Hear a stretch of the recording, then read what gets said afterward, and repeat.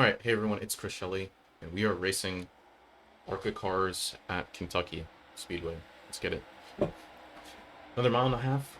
We're gonna do our main strategy of just wait around for a few laps, get the tires up to temperature, wait till you get the super fresh, grippy stuff off of them. Then we start going for it. So I started 5th. I didn't have that great a qualifying run. If you watch my YouTube shorts, that was my qualifying run for this race. It wasn't perfect. I messed up a little bit, so I'm starting 5th. But I think a reasonable goal for this race was a podium. Let's see how we do that.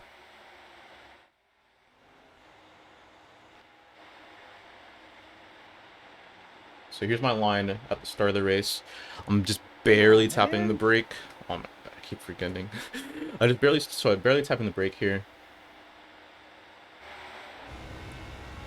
In 1 and 2, and I'm just trailing the brake into 3, and being really patient in 3 and 4. 3 and 4 is very weird. It's a very weird corner. You're really waiting so long. You're on getting out of the corner, but you're just never out of it until until you're out of it. Goes without saying, but still, you're waiting a lot.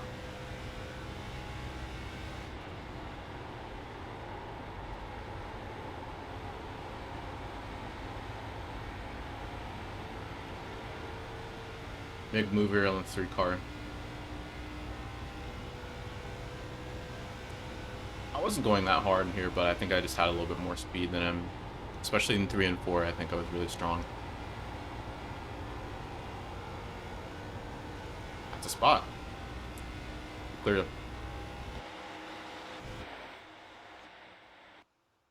A lot of cameras to click through here.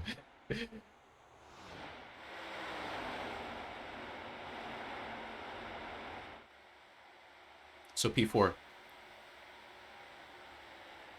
Tire isn't that bad here. I think what I've noticed is like, if you're running a solid line and your like inputs are smooth enough and consistent enough, you don't really have to worry about tire wear after about lap 5. That's what I've seen. Like, I ran a race before this where someone literally started on pole and just went all out the entire race, and it worked out fairly well for them. So you don't need to save too much tire here. I think the surface is very new, so just get it up to temperature. After that, you're chilling. In these ARCA cars, at least.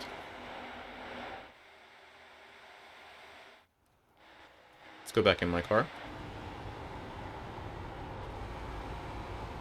We can talk about my line a little bit more. This car was very oversteer-y. Really struggling for the rear grip almost around the whole racetrack. Except for very start of the corner, you feel a little understeer, but besides that, it's really just, oh, this rear would not stick. Makes it fun though. You really gotta be patient on the throttle.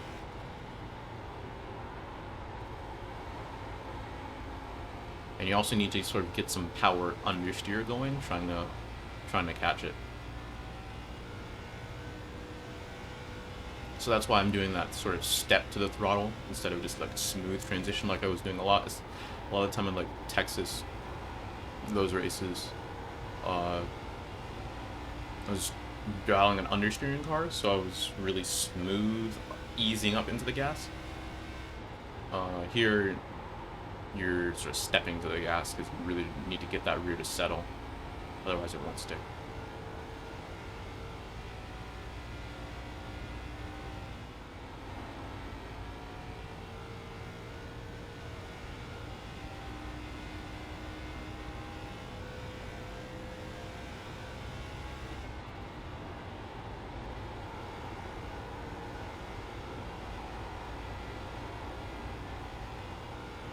So 8 cars falling back. You also noticed I'm very early on in this race. I'm not really braking that much in turn 1. I find it possible to just sort of coast it in there. You don't want to trail brake too much because it sort of already rotates naturally by the time you get to the center. that any trail braking is overkill on rotation. You need to keep the weight towards the rear.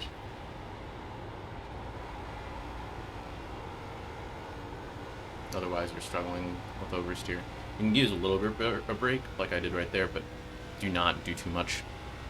Do not do it. Definitely not nowhere near as much as turns 3 and 4.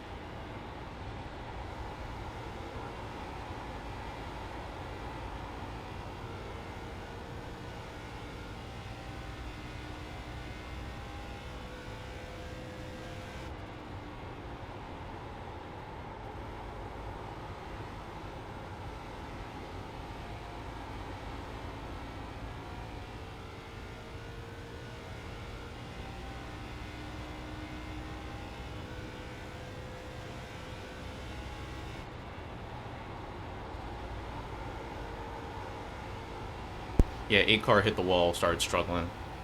You know, turn 1 entry really sneaks up on you a bit. If you look at the track, like you can see sort of it weirdly like narrows out there heading into turn 1. So that's just tough. It's also a weird optical illusion you got going on at the apron. If you look at the paint here, paint sort of curves up, but there's still a little banking there for a little bit. It's all sorts of weird. It's a very unique entry to turn 1. I mean, I think this track was already unique enough before they reconfigured it, but they made it a little more interesting. Is it interesting in a good way? At least not in real life. But, you know, that's a whole other story. I think we're in a good spot, though. You can see our times are still keeping pace with the leaders. Actually beat the leaders this lap, so we're looking strong.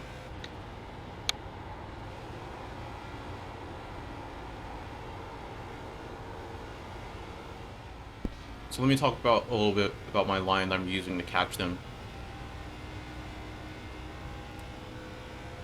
So still approaching turn 1 a little bit similarly, but we're using a little brake now that it's later on in the race. We want a little bit more front grip to get that rotation.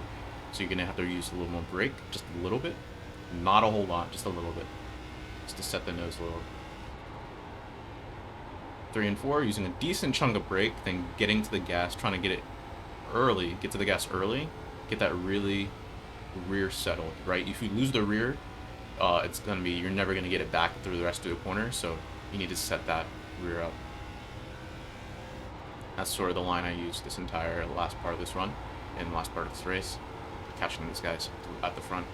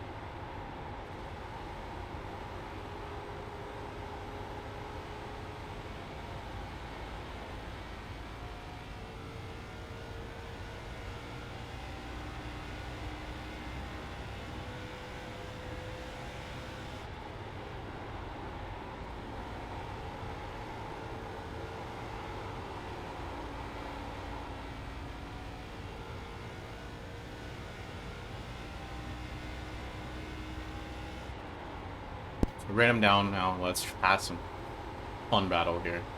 Really fun battle.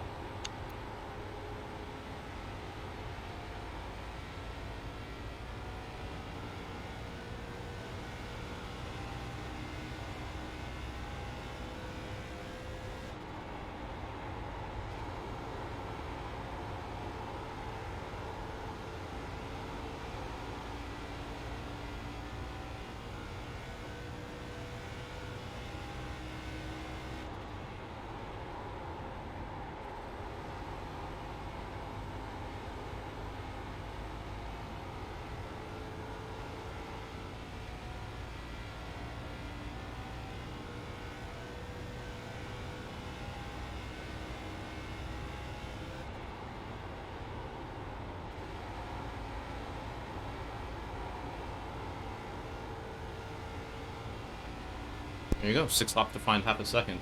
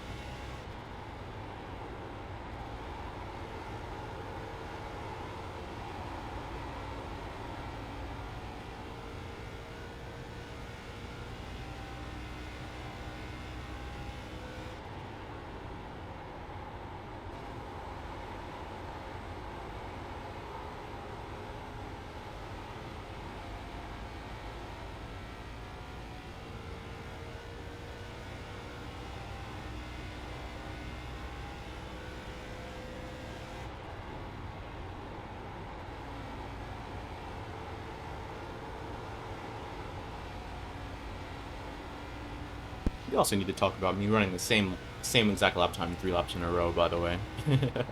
That's ridiculous.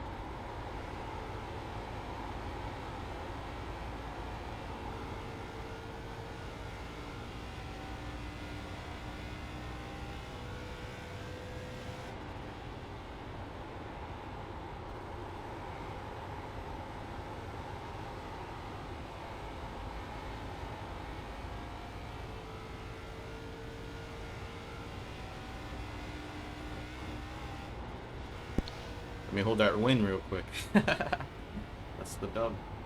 You got it. So my tire wear for this race was 67% on the right front, 69% on the right rear, I believe.